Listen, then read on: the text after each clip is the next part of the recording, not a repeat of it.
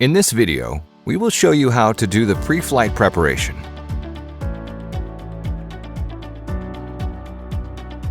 First, download Autel Explorer in the App Store or Google Play.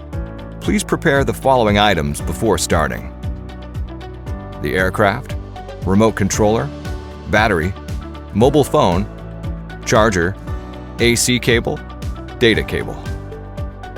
Make sure the aircraft battery and remote controller are fully charged.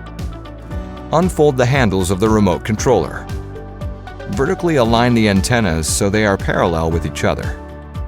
Unfold the mobile device holder and secure your device. Connect the remote controller and mobile phone with the data cable. Press and hold the power button for 3 seconds, and the remote controller will be powered on.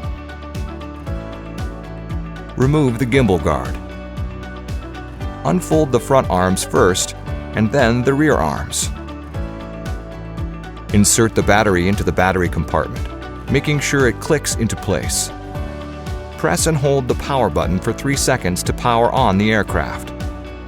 Open the Autel Explorer app and finish the registration.